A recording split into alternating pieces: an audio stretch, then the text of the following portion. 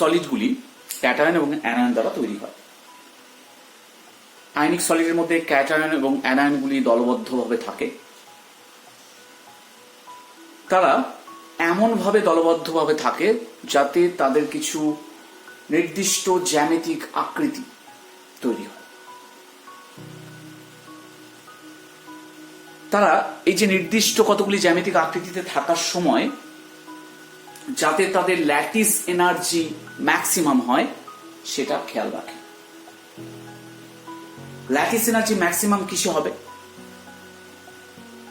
যদি ক্যাটায়ন এবং অ্যানায়নের মধ্যে অ্যাট্রাকশনটা ম্যাক্সিমাইজড হয় এবং ইলেকট্রন ক্লাউডস গুলোর মধ্যে রিপালশনটা মিনিমাইজড হয়।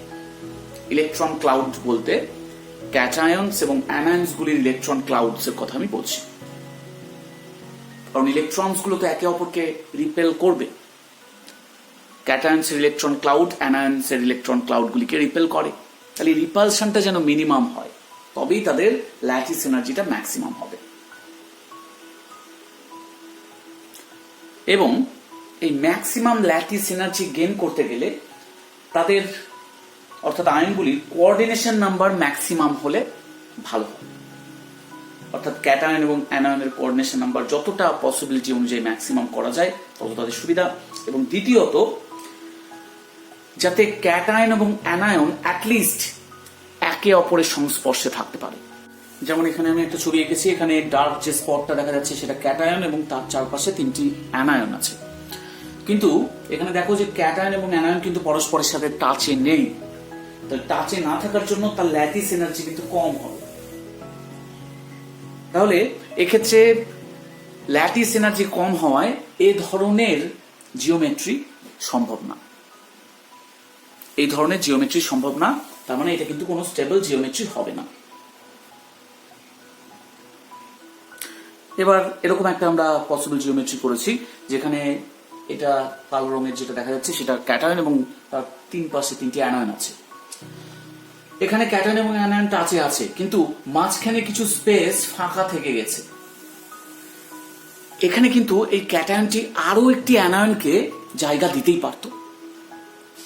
অর্থাৎ এ কিন্তু নিজের কোঅর্ডিনেশন নাম্বার এনহ্যান্স করার সুযোগ ছিল। তাহলে এটাও স্টেবল জিওমেট্রি হবে না, কারণ এখানে আরো ক্যাটায়ন আরো অ্যানায়ন এখানে ঢুকতে পারবে, অর্থাৎ সে তার কোঅর্ডিনেশন নাম্বার বাড়াতে পারবে। অর্থাৎ এটাও স্টেবল জিওমেট্রি নয়। এখানে দেখো ক্যাটায়ন আছে এবং তার চারপাশে অ্যানায়ন আছে। এখানে আর কোনো ফাঁকা জায়গা পড়ে নেই যেখানে অ্যানায়ন প্রবেশ করতে পারে, এবং ক্যাটায়ন আর অ্যানায়ন টাচে আছে। অর্থাৎ এটাই আমাদের স্টেবল জিওমেট্রি, অর্থাৎ এটাই পসিবল জিওমেট্রি আমাদের। এবং যেহেতু ক্যাটায়ন অ্যানায়ন টাচে আছে, তাহলে এখানে ল্যাটিস এনার্জির একটা ভালো মান আসবে। এবং এক্ষেত্রে কোঅর্ডিনেশন নাম্বার, ক্যাটায়নটির কোঅর্ডিনেশন নাম্বার হবে 3, কারণ এখানে কিন্তু আর কোঅর্ডিনেশন নাম্বার বৃদ্ধির সুযোগ নেই। তার মানে আমরা একটা জিনিস দেখতে পাচ্ছি যে এই যে geometry of the ionic compounds, এটা কিসের উপর নির্ভর করছে? এটা অ্যাকচুয়ালি নির্ভর করছে ক্যাটায়ন এবং অ্যানায়নের রেডিয়াসের উপরে। ক্যাটায়ন এবং অ্যানায়নের রেডিয়াসের উপরে কিন্তু এই পসিবল জিওমেট্রি এবং কোঅর্ডিনেশন নাম্বারগুলো নির্ভর করছে। রেডিয়াস রেশিওগুলো যদি, রেডিয়াস রেশিও বলতে ক্যাটায়নের রেডিয়াস বাই অ্যানায়নের রেডিয়াস, এই অনুপাতের মানটা যদি 0 থেকে 0.155 এর মধ্যে হয়, তাহলে কোঅর্ডিনেশন নাম্বার 2। এবং geometric arrangement of x around এ, অর্থাৎ এর চারিদিকে এক্স এর যে অ্যারেঞ্জমেন্ট সেটা কিন্তু লিনিয়ার। অর্থাৎ এটা যদি এ হয়, তার চারিদিকে 2 এক্স থাকবে। অর্থাৎ এখানে এর কোঅর্ডিনেশন নাম্বার 2 এবং এই অ্যারেঞ্জমেন্টটা কি হলো, এর চারিদিকে এক্স এর অ্যারেঞ্জমেন্টটা হলো লিনিয়ার। ঠিক একইভাবে এই রেশিওগুলোতে পড়লে এরকম টাইপের প্রেডিক্টেড জিওমেট্রিক্যাল অ্যারেঞ্জমেন্ট হয় এবং এরকম তার কোঅর্ডিনেশন নাম্বার হয়। তা এখন আমরা দেখব যে এই রেশিওটা আসলো কেমন করে এই রেশিও আসলে কোঅর্ডিনেশন নাম্বার 2, কেমন করে এই রেশিও আসলে কোঅর্ডিনেশন নাম্বার 3, অর্থাৎ সেই ক্যালকুলেশন গুলো কি আছে সেগুলো আমরা এখন দেখব। আমরা জানি যে কোঅর্ডিনেশন নাম্বার যদি 3 হয়, অর্থাৎ একটা আয়নকে ঘিরে যদি অপোজিটলি চার্জড আয়ন 3টে থাকে, তবে তার রেডিয়াস রেশিওর রেঞ্জটা হয় 0.155 থেকে 0.225 এর মধ্যে। এই যে রেডিয়াস রেশিও, ক্যাটায়নের রেডিয়াস বা অ্যানায়নের রেডিয়াস, এই রেশিওটা কেমন করে আমি বলছি যে 0.155 থেকে 0.225 এর মধ্যে আছে, তার ফলে কোঅর্ডিনেশন নাম্বারটা 3 হবে। তাহলে সেটা আমরা দেখে নিই। এখানে দেখো রেড কালার দিয়ে যেটা এঁকেছি সেটা ক্যাটায়ন এবং 3 পাশে 3টি অ্যানায়ন আছে, তার মানে এখানে কোঅর্ডিনেশন নাম্বার কিন্তু 3। তাহলে এই অ্যানায়নগুলোর যদি আমরা নিউক্লিয়াস গুলোকে যোগ করি তাহলে একটি সমবাহু ত্রিভুজ পাচ্ছি, ইকুইল্যাটারাল ট্রায়াঙ্গেল। এবার আমি যদি অ্যানায়নের রেডিয়াসকে যদি r মাইনাস ধরে নিই তাহলে আমরা r মাইনাস ইকুয়ালস টু কি পাবো? আমরা এখান থেকে দেখো আমরা পাচ্ছি যে এই যে একটা ইকুইল্যাটারাল ট্রায়াঙ্গেল হয়েছে, সমবাহু ত্রিভুজ হয়েছে, তার বাহুর দৈর্ঘ্যটা মনে করো আমরা a ধরে নিলাম, তার একটি বাহু a, অর্থাৎ এটা যদি a, এটা যদি b হয়, এটা যদি পয়েন্টটা যদি c হয়, আমরা কি ধরবো? আমরা ধরবো যে ab equals to bc equals to ca equals to, আমি a ধরে নিলাম, তাহলে r মাইনাস কি হবে? r মাইনাস মানে একটির ব্যাসার্ধ হবে a/2 হবে। এবার আমরা দেখি যে এই যে অ্যানায়ন এবং ক্যাটায়ন, এদের নিউক্লিয়াস দ্বয়ের মধ্যে দূরত্বটা কত। তাহলে আমি ক্যাটায়নের রেডিয়াসটাকে আমি ধরে নিচ্ছি r প্লাস, ক্যাটায়নের রেডিয়াসটা যেটা রেড কালার আছে তার রেডিয়াসটা আমি ধরে নিচ্ছি r প্লাস, এবং অ্যানায়নের রেডিয়াসটা ধরে নিচ্ছি r মাইনাস, সেটা ধরে নিয়েছি আগে। তাহলে এদের মধ্যবর্তী দূরত্ব কত, এর পয়েন্ট থেকে এই পয়েন্টের দূরত্বটা কত, সেটা কিন্তু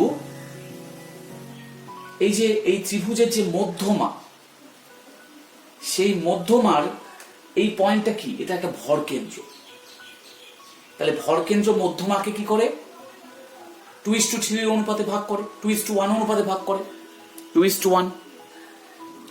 অর্থাৎ এডি যদি ত্রিভুজটার মধ্যমা হয় তবে এই যে নিউক্লিয়াস, ক্যাটায়নের নিউক্লিয়াসটাকে কি বলবো আমরা? ভর কেন্দ্র, জি বলবো। তাহলে এইটা অনুপাত কত হয়? 2:1 অনুপাতে হয়। তাহলে এজি বাহুটা কতখানি? এজি বাহুটা কিন্তু আমরা বলতে পারি যে 2/3 অফ এডি। এডি বাহুর 2/3 অংশ হচ্ছে এজি। তাহলে এখানে দেখো r প্লাস এবং r মাইনাস এর মধ্যে দূরত্বটা কতটুকু হবে? এই যে এজি, এইটুকুটা দূরত্ব হবে। এটাকে যদি আমি জি পয়েন্ট বলি তাহলে এজি দূরত্ব হবে, অর্থাৎ এইটুকুটা আমাদের দূরত্ব হবে। তাহলে এজি মানে কত? এজি মানে হলো এডির 2/3। তাহলে আমরা প্রথমে লিখলাম এটা হচ্ছে এজি বাহুর ডিসটেন্স, এবং এজি বাহু মানে আমরা লিখতে পারি 2/3 এডি। এখন এডি মানে কত? তা আমাদের তো এটা এবিসি মানে সমবাহু ত্রিভুজ, অর্থাৎ প্রতিটা কোণ 60 ডিগ্রি। তাহলে 60 ডিগ্রি হয়, তাহলে আমরা কি লিখতে পারি? sin 60 ডিগ্রি ইকুয়ালস টু লম্ব বায়ু ত্রিভুজ, অর্থাৎ এডি বাই এবি। আমরা এবি মানে তো জানি, আমরা এবি কত ধরে নিয়েছিলাম? এবি মানে কিন্তু এ ধরে নিয়েছিলাম। তাহলে এডি বাই এ। এবার sin 60 ডিগ্রির মান কত? sin 60 ডিগ্রির মান হচ্ছে √3/2। তার মানে √3/2 ইকুয়ালস টু এডি বাই এ। তাহলে এডি মানে কি? এখান থেকে আমরা পেয়ে যাব এডি মানে হচ্ছে √3/2 এ। তার মানে 2√3 ইন্টু √3/2 এ, অর্থাৎ আমরা পেয়ে যাচ্ছি 1/√3 এ, অর্থাৎ r প্লাস আর r মাইনাস এর দূরত্ব 1/√3 এ। এবার আমরা যদি এইভাবে লিখি যে r plus plus r minus divided by r minus, আমরা কি লিখতে পারবো? তাহলে এটা তো হলো 1/√3 এ, আর এটা কত? r মাইনাস মানে তো আমরা পেয়েছিলাম a/2, তার মানে 2/√3। তাহলে 2/√3 হলো। আমি যদি এটাকে আরো সিম্পলিফাই করি তাহলে r plus by r minus plus 1 equals to 2/√3 এরকম পাবো। অর্থাৎ r plus by r minus আমরা পাবো 2/√3 মাইনাস 1 এবং 2/√3 মাইনাস 1 এটা ভ্যালুটা কত হবে? এটা ভ্যালুটা হবে 0.155। তার ফলে আমরা বুঝতে পারছি যে আমাদের যদি কোঅর্ডিনেশন নাম্বার 3 করতে হয় তাহলে আর প্লাস বাই আর মাইনাস কে তার অনুপাতটাকে at least equal to or greater than 0.155 হতে হবে। তাহলে এটা কিসের জন্য হতে হবে? কোঅর্ডিনেশন নাম্বার 3 এর জন্য। আচ্ছা, যদি আর প্লাস এবং আর মাইনাসের ভ্যালুটা যদি লেস দ্যান 0.155 এই রেঞ্জ যদি হয় তাহলে কি হবে? তাহলে কিন্তু আর কোনো এরকম ট্রাইগোনাল অ্যারেঞ্জমেন্ট পসিবল না, আর এরকম পসিবিলিটি হবে না। সেক্ষেত্রে কি হবে? সেক্ষেত্রে শেপটা হয়ে যাবে লিনিয়ার।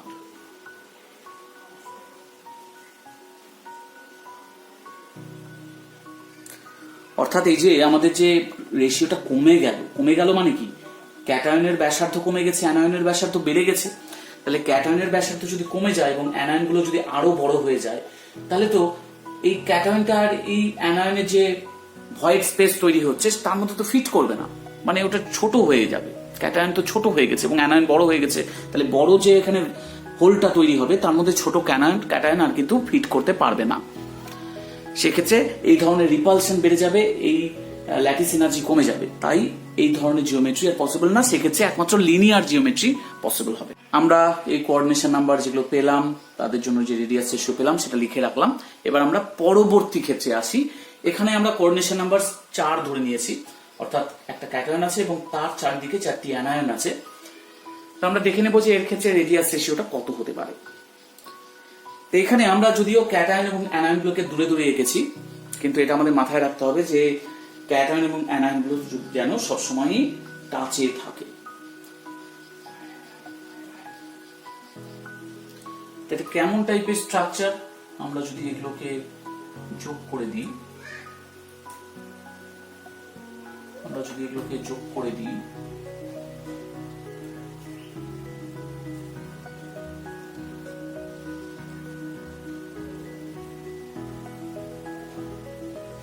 তাহলে আমরা কিন্তু একটা টেট্রাহেড্রাল জিওমেট্রি পাচ্ছি। অর্থাৎ ক্যাটায়নটির চারিপাশে যে অ্যানায়নগুলো আছে তারা কিন্তু টেট্রাহেড্রালি অ্যারেঞ্জড হয়ে আছে।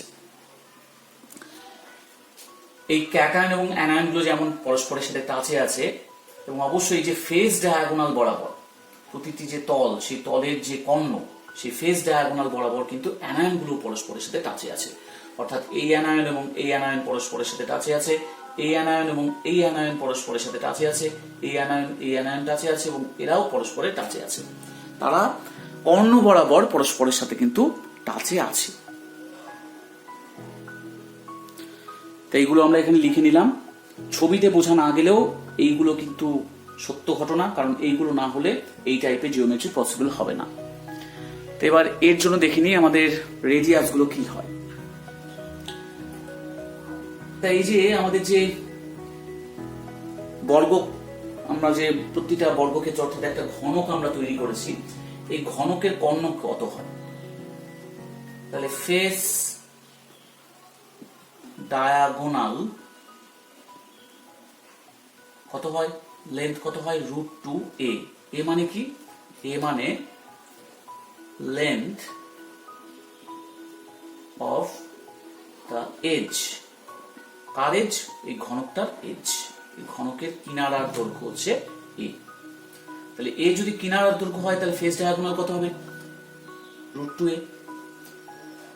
তাহলে দুটো অ্যানায়ন কিন্তু পরস্পরকে টাচ করে আছে, তাহলে আমরা লিখতে পারি 2r minus equals to √2a। অতএব r minus equals to √2a by 2, তার মানে a by √2। আবার এই ঘনকটার, এই কিউবটার দেহ কর্ণ কত? মানে বডি ডায়াগোনাল। বডি ডায়াগোনাল কি করে বের করব? বডি ডায়াগোনাল আমরা জানি এটা দেহকর্ণটা কতখানি হয়, সেটা হচ্ছে √3a। আচ্ছা, দেহকর্ণ মানে কি? এই যে এই পয়েন্ট এবং এই পয়েন্টটাকে যোগ করলে যে কর্ণটা পাওয়া যাবে সেটা কিন্তু দেহকর্ণ, অর্থাৎ এই পয়েন্ট থেকে এই পয়েন্ট, মাঝখানে কি আছে? মাঝখানে ক্যাটায়ন আছে। তাহলে দেহকর্ণের অর্ধেকটাই কিন্তু ক্যাটায়ন এবং অ্যানায়নের মধ্যে দূরত্ব। তাহলে আমরা লিখতে পারি অতএব R+ R-, এটা কত? এটা হচ্ছে √3a/2। তাহলে আমরা এই দুটো রিলেশন পেয়ে গেলাম। এবার R+ + R- divided by R- equals to আমরা কি পাবো? √3a/2/a/√2। তার মানে এটা হলো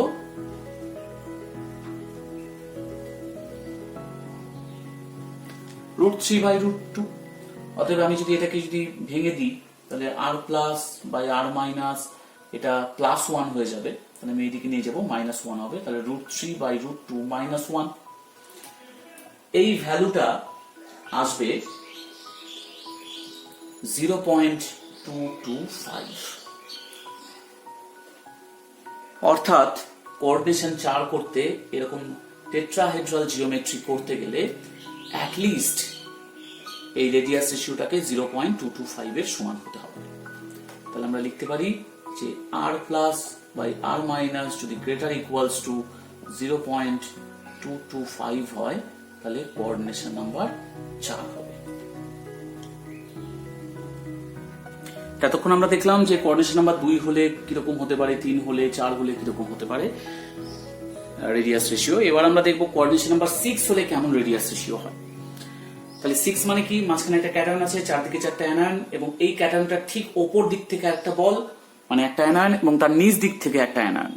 তো উপর এবং নিচের অ্যানায়নটা আমি আঁকিনি, আমি এই চারটিকে ধরে নিয়ে করছি, কিন্তু তার উপরে এবং নিচে আরো দুটি অ্যানায়ন রয়েছে।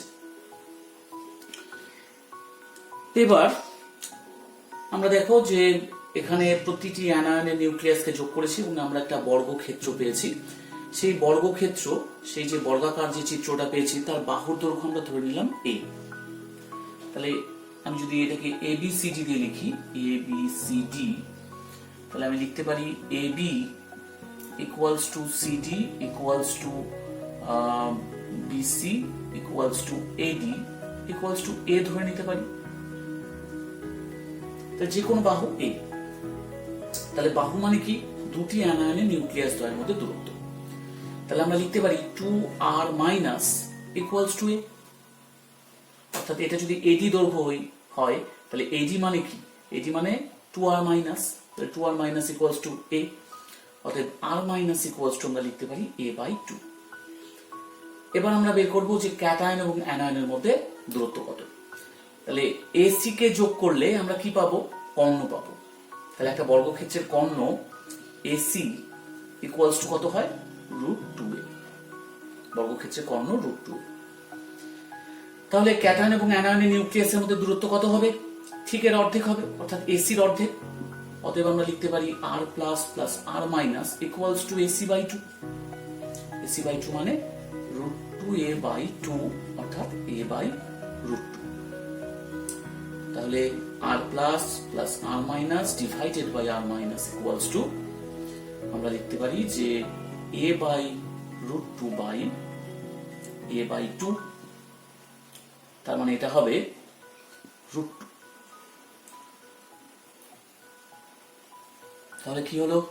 আমি যদি এইদিকে আসি, R+ বাই R- এখানে +1 ইকুয়ালস টু √2, প্লাসটাকে এদিকে নিয়ে গেলে কি হবে? -1। তাহলে R+ by R- equals to √2 - 1। √2 - 1 এটা যদি হিসাব করি পাওয়া যাবে 0.414। অর্থাৎ কোঅর্ডিনেশন নাম্বার 6 হতে গেলে রেডিয়াস রেশিওটা অ্যাটলিস্ট ইকুয়াল টু 0.414। তাহলে R+ by R- greater equals to 0.414 কার জন্য? কোঅর্ডিনেশন নাম্বার 6 এর জন্য।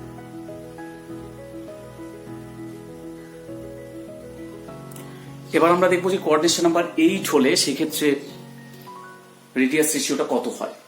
আমরা জানি কোঅর্ডিনেশন নাম্বার 8 হওয়া মানে একটা ক্যাটায়নকে ঘিরে 8টা অ্যানায়ন রয়েছে, বা উল্টোটাও হতে পারে। এরকম টাইপের স্ট্রাকচার মানে বিসিসি টাইপ স্ট্রাকচার হয়, মাঝখানে একদম বক্সটার মাঝখানে আছে ক্যাটায়ন এবং 8টি কর্নারে আছে 8টি অ্যানায়ন। তবে এক্ষেত্রে আমাদের দুটো জিনিস মাথায় রাখতে হবে, সেটা হচ্ছে প্রতিটা অ্যানায়ন তারা কিন্তু পরস্পরকে টাচ করে আছে কিনারা বরাবর, অর্থাৎ এই অ্যানায়নকে কিন্তু টাচ করে আছে। তাহলে আমাদেরকে দুটো জিনিস মাথায় রাখতে হবে, দুটো পয়েন্ট আমি লিখে দিলাম। Two anions mutually touch along the edge, কিনারা বরাবর তারা টাচ করে থাকবে অ্যানায়নগুলো, এবং ক্যাটায়ন এবং anion mutually touch along the body diagonal, অর্থাৎ একটা দেহ কর্ণ বরাবর। এটা এই যে এখানে একটা অ্যানায়ন আছে, এটা একটা অ্যানায়ন আছে, মাঝখানে ক্যাটায়ন আছে।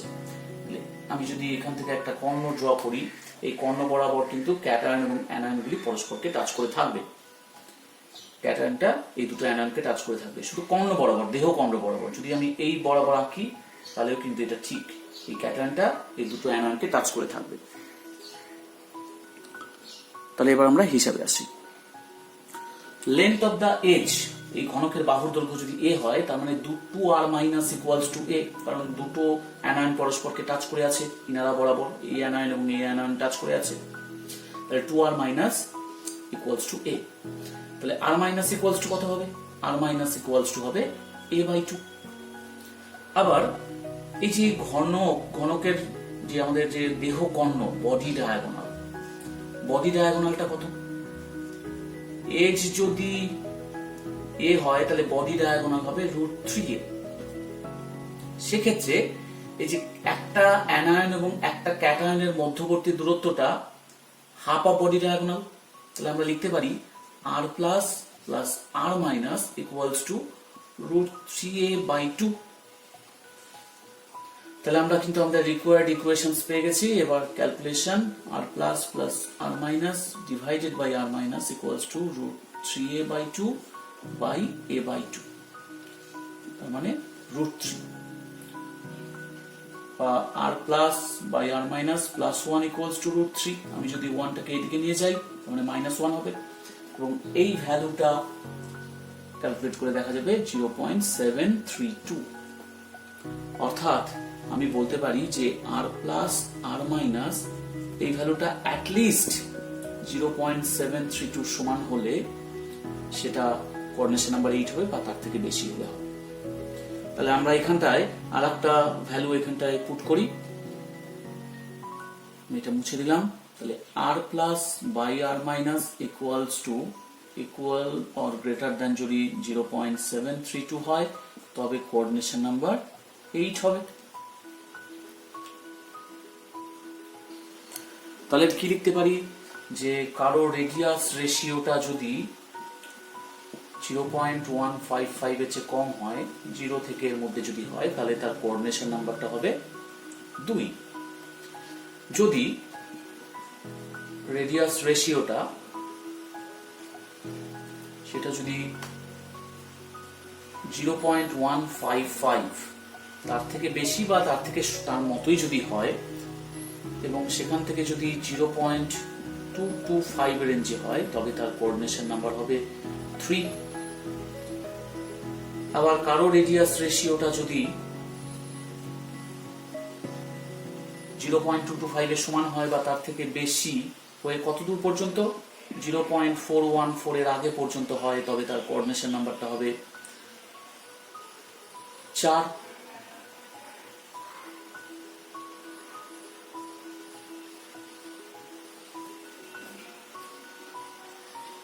যদি 0.414 তার সমান বা তার থেকে যদি বেশি হয়, বেশি হয়ে সেটা যদি 0.732 কম হয়, তাহলে কোঅর্ডিনেশন নাম্বার হবে 6।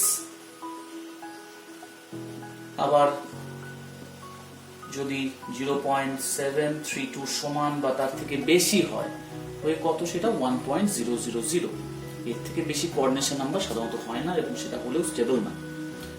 তাহলে কোঅর্ডিনেশন নাম্বার 8। অর্থাৎ আয়নীয় যৌগের ক্ষেত্রে, আয়নিক সলিডের ক্ষেত্রে এই ধরনের আমরা রেডিয়াস রেশিও পাই।